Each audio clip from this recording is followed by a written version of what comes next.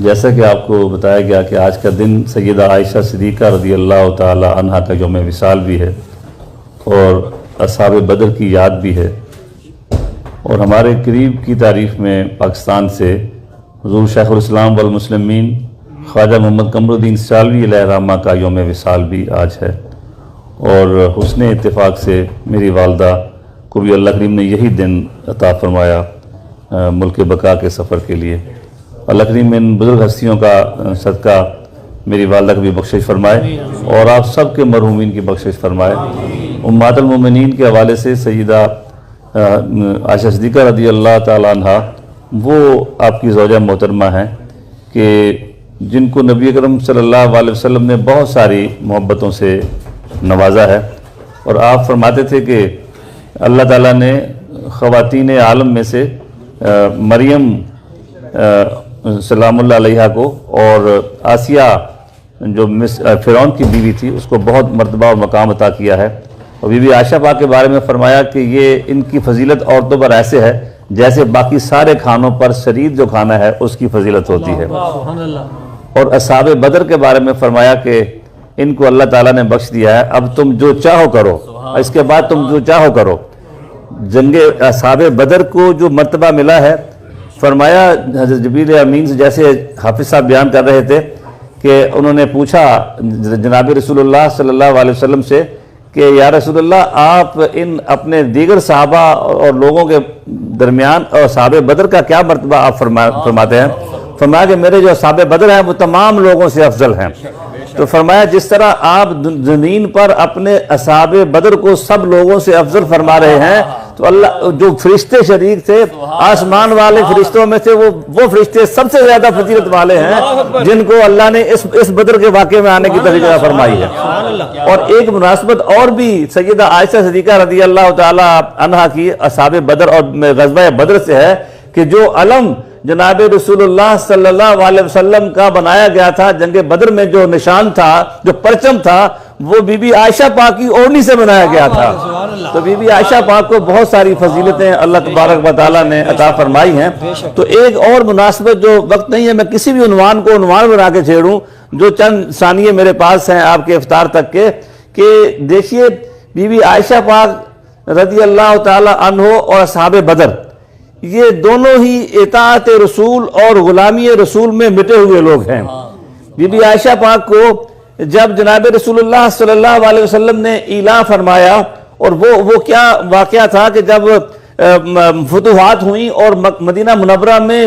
پیسے کی ریل پیل ہوئی اور سب لوگوں نے اپنے مکانات اچھے کر لیے اور سب گھروں میں کھانا روز پکنے لگا، اچھا کھانا پکنے لگا، تو ازواج رسول نے بھی جناب رسول اللہ صلی اللہ علیہ وسلم سے اکٹھے ہو گئے، عرض کی کہ یا رسول اللہ صلی اللہ علیہ وسلم اب ہمارے گھر میں بھی چولہا جلنا چاہیے۔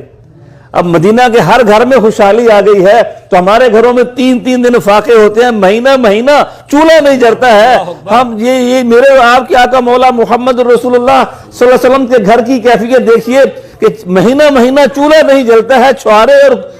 کچھ کھجوروں پہ اور پانی کے گھونٹ پہ جو تاجدار کونین ہیں اور وہ ان کے گھر کا گزارا ہوتا ہے۔ تو بیویوں نے کہا کہ اب ہمیں بھی کوئی زیادہ بڑا مطالبہ تو نہیں تھا، کوئی بہت پرتعیش مطالبہ تو نہیں تھا، صرف پیٹ بھر کر کے بھی نہیں، صرف چند لقمے کہا گیا تھا کہ ہمارے گھروں میں روزانہ چولہا جلنا شروع ہو جائے۔ تو جناب رسول اللہ صلی اللہ علیہ وسلم کو اپنی ازواج سے یہ بات ہی پسند نہ آئی، اور آپ نے ناپسندیدگی کا اظہار اس طرح کیا کہ آپ بالا خانے پہ تشریف لے گئے، اور پورا مہینہ آپ نے اپنی ازواج سے قطع تعلق کیا، اور لگ رہے آپ تا وقت کہ اللہ کریم نے قرآن پاک میں آیت نازل فرما دی، ان کے لیے کہا کہ آپ ان سے کہیے کہ جو اسے آیا تخیر کہتے ہیں، اختیار دیتے ہیں کہ اگر تم چاہتے ہو کہ دنیا کی ساری دولت تمہیں مل جائے گی، جتنی دولت تم مانگو تمہیں عطا کر دی جائے گی، مگر پھر میرے حرم میں تم نہیں رہو گی، پھر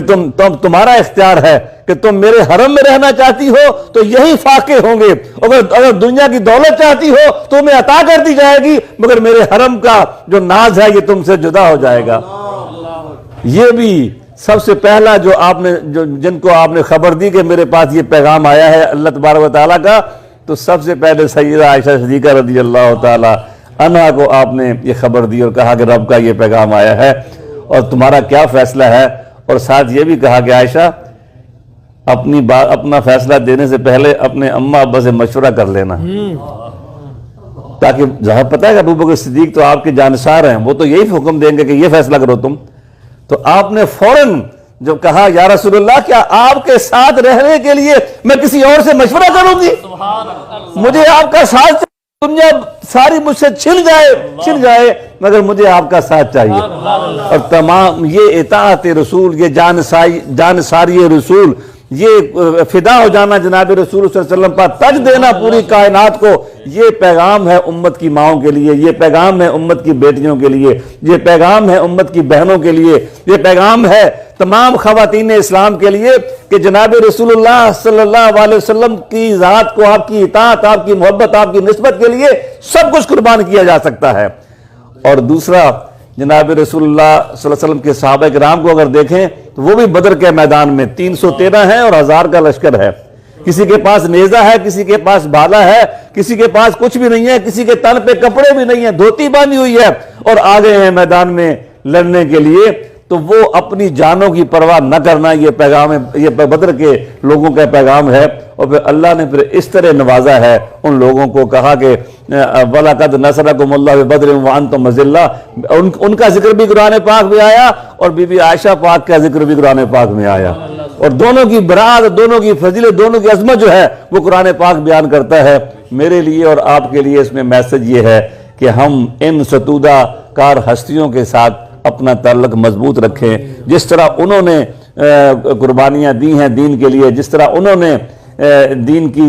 ترویج و اشاعت کے لیے اب زندگیاں بتائی ہیں، ہمیں بھی علم دین حاصل بھی کرنا چاہیے اور اس کو پھیلانا بھی چاہیے۔ میں شکر گزار ہوں جناب حضرت سہروردی صاحب کا کہ آپ تشریف فرمائے، رونق بخشی ہمارے، اور حافظ صاحب نے ماشاءاللہ جو بیان فرمایا، میاں صاحب آئے، آپ تمام احباب کا کہ آپ آج اس مجلس میں شریک ہوئے۔ میں یہ عرض کروں گا کہ 1 بار سورہ فاتحہ، 3 بار سورہ اخلاص اور ابو العردوشی پڑھ لیجئے ان تمام ہستیوں کی بارگاہ میں، اور میری والدہ مرحومہ جن کو اللہ نے آج کے دن کی نسبت سے نوازا تھا، دعا کر لیتے ہیں، اور ہمارے دوست آپ کے لیے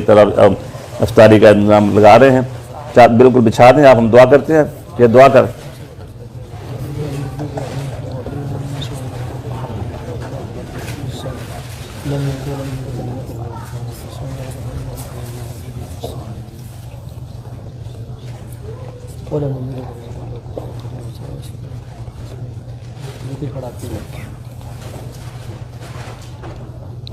یا اللہ پاک جو کلام پاک پڑھا گیا ہے، جو میری ملک کیا گیا، سب کو اپنی بارگاہ میں قبول فرما کے، اپنی شان کے مطابق اجر کریم نصیب فرما کے، اے اللہ کریم ہماری جان سے ہمارے آقا کریم صلی اللہ علیہ وسلم کی بارگاہ میں قبول فرما لے۔ اپنے تمام انبیاء کرام علیہ السلام، آپ کی جناب رسول اللہ کی تمام ازواج مطہرات، بخصوص سیدہ عائشہ صدیقہ رضی اللہ تعالیٰ عنہ، آپ کے تمام اہل بیت، صحابہ کے بعد ائمہ فقہ، ائمہ طریقت، مسلمین مسلمات، اور ان تمام بزرگان دین کی وسیلے سے مولا کریم میری والدہ کو اس کا ثواب پہنچا، ان کی بخشش فرما۔ مولا کریم جناب رسول اللہ صلی اللہ علیہ وسلم کے وسیلہ سے، اصحاب بدر کے وسیلہ سے آج کے دن حضور شیخ الاسلام خواجہ مکمل سالوی کا وصال ہوا علیہ رحمہ کا، ان کے حضور قبول فرما لے۔ اس مجلس میں جتنے مسلمان بیٹھے ہیں سب کے ماؤں باپوں میں سے، اولادوں عزیزوں میں سے جو بھی فوت ہوئے، سب کو اس کا ثواب پہنچا، سب کی بخشش فرما۔ آج کے دن ہمارے بھائی ارشد صاحب کے کزن کا انتقال ہوا، مولا کریم ان کی روح کو اصالہ ثواب فرما۔ یا اللہ جب تک زندہ رہیں تیری تابعداری میں رہیں، تیرے حبیب کی تابعداری میں رہیں، ہمارا جب وقت آخر آئے تو ہماری زبانوں پہ، ہماری نگاہوں میں بددعا کے چہرے کی تابانیاں ہوں، اور ہماری زبانوں پہ تیرا اور تیرے حبیب کا نام ہو، لا الہ الا اللہ محمد رسول اللہ صلی اللہ علیہ وسلم۔ محمد یونس اشرفی صاحب ہمارے دوست،